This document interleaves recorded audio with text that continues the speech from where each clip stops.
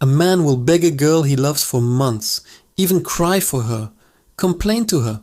But the thing about guys is, it takes very long for them to leave and move on. But once they do, they never return. So be careful before you ignore a man who loves you, cares for you, and misses you. That shit is rare. This viral statement reveals profound psychological truths about attachment, commitment, and the human decision-making process. Today we're diving into the behavioral psychology that explains why this pattern is so common and what it tells us about genuine human connection. I'm Sergiu Popovici, and this exploration will change how you understand relationship dynamics. Let's start with a fundamental truth.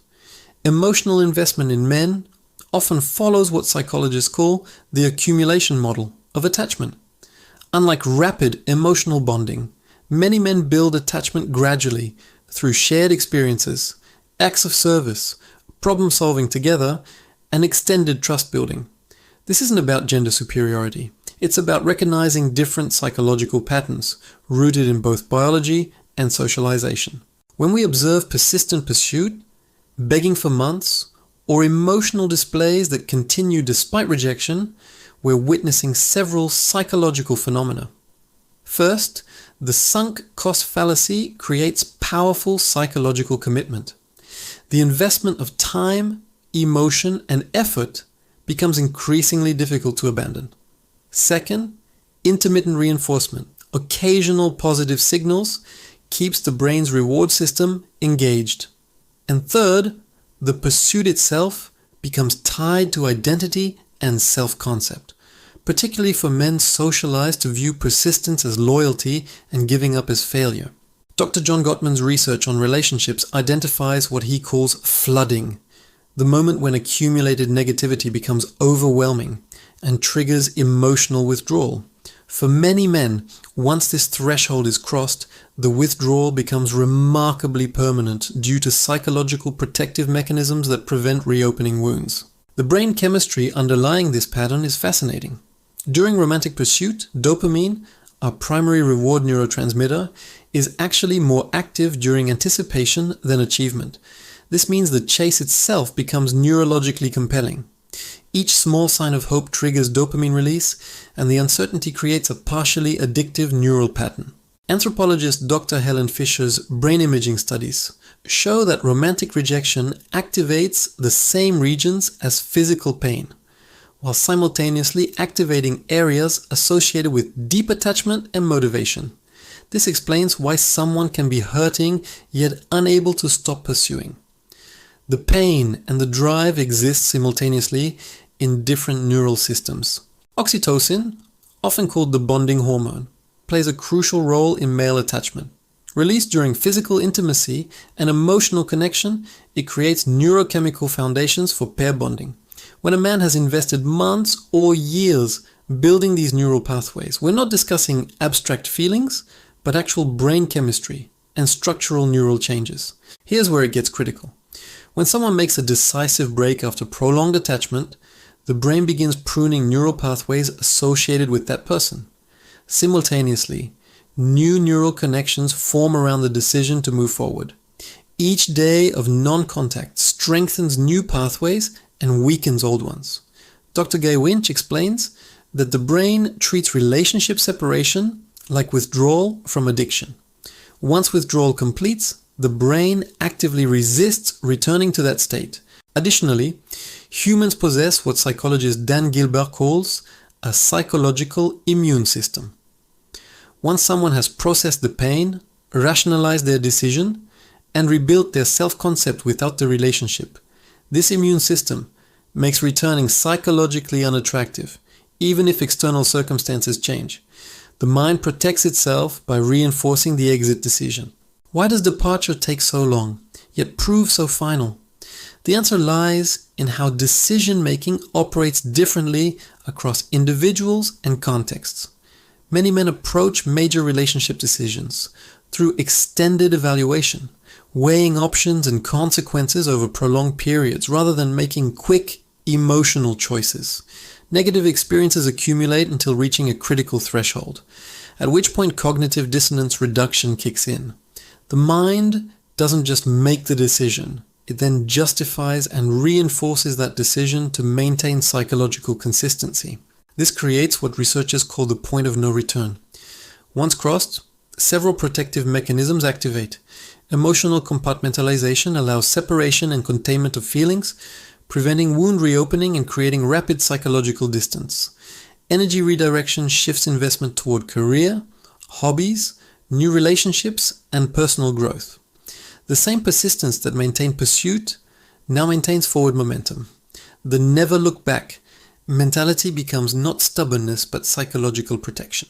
From an evolutionary psychology perspective, this pattern has adaptive value. Persistent pursuit demonstrates commitment and reliability, traits that signal good partnership potential. However, complete departure after threshold crossing protects against infinite investment in unreciprocated connections, conserving psychological and material resources. The finality also protects against exploitative relationship patterns where intermittent reinforcement keeps someone trapped in unhealthy dynamics. This brings us to the profound truth. Genuine, persistent, unconditional care is statistically rare. Research suggests that only 20 to 30% of relationships involve the kind of persistent care described in our opening statement. The combination of genuine love, active daily care, and consistent longing, despite rejection, is psychologically uncommon. What makes it rare? Several factors converge. First, emotional availability. Many people carry unresolved trauma or insecure attachment patterns that prevent deep connection. Second, authentic investment requires vulnerability that most people protect against, especially after previous hurt.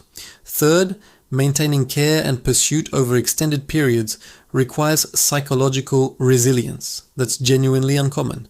And fourth, continuing despite rejection requires setting aside ego, which conflicts with psychological self-protection mechanisms.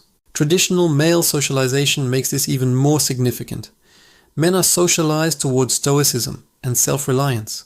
Expressing need, longing, or emotional vulnerability conflicts with cultural masculine ideals. Therefore, when a man persistently expresses these emotions, it often represents significant psychological courage and departure from conditioning. Understanding this rarity has practical implications. In our current cultural moment, dating apps and social media create an illusion of infinite options. This reduces the perceived value of any single connection. People dismiss genuine connections, assuming they're readily replaceable. But psychological reality contradicts this assumption. Deep, genuine, lasting connection with someone who consistently shows love, care, and commitment is statistically uncommon and should be recognized as such. How do you recognize when persistence represents something genuinely valuable versus manipulation or unhealthy attachment? Genuine commitment shows consistency across time, months and years, not just weeks, across circumstances both good and challenging, across moods even when frustrated, and between actions and words. Real love involves tangible sacrifice, time invested meaningfully, personal goals adjusted thoughtfully, ego set aside for connection, and vulnerability maintained, despite risk. Distinguish between persistence with manipulation, which includes pressure, guilt, control, and boundary violation, and persistence with genuine care, which includes patience, respect, continued showing up, and honoring the other person's autonomy. The latter is rare and healthy. The former is toxic and should never be confused with love. If you're being pursued, honest self-assessment matters. Are you genuinely uninterested, or are you testing, playing games, or enjoying the attention without intention? Clear communication is psychologically crucial. Ambiguity is cruel to someone emotionally invested. If you're not interested, be clear and final, which is ultimately kinder. If you value the person, demonstrate it through action and reciprocity, not just words or intermittent encouragement. If you're the pursuer, maintain self-respect boundaries. Pursuit should never mean self-abandonment or losing your sense of identity. Practice reality testing. Is there genuine possibility and reciprocal interest, or are you pursuing unavailability because it feels familiar? Assess your investment honestly. Are you investing in someone who shows reciprocal care and respect. And maintain exit clarity. Know your limits and what would constitute reaching your personal threshold. The psychology behind this pattern reveals profound truths about human attachment, the limits of persistence, and the nature of genuine commitment. Emotional investment is psychologically costly, involving neurochemical changes, vulnerability, and significant time. Thresholds are neurologically real. Once crossed, protective mechanisms make reversal unlikely. Genuine commitment combining persistence, care, love, and consistency is statistically rare, and recognition matters tremendously. Don't take genuine love for granted because it genuinely may not be there when you finally decide you want it. The deeper lesson? In a world of infinite choice and constant distraction, recognizing, valuing, and reciprocating genuine love when it appears is one of the most important psychological skills we can develop. Real connection is rare. Real commitment is rarer. When someone offers you both persistently and genuinely, that's not something to dismiss lightly or assume will last forever, because psychology, neuroscience, and human behavioral patterns tell us it won't. Understanding these patterns helps us navigate relationships with greater awareness, compassion, and wisdom, both toward others and ourselves. That's the real value of psychological insight. Not just understanding behavior, but using that understanding to make better choices and build healthier connections. Thank you for watching. Share your thoughts and experiences in the comments. Subscribe for more deep psychological analysis. I'm Sergiu Popovici, reminding you that the most important psychological work we do is understanding ourselves and honoring genuine connection when we find it.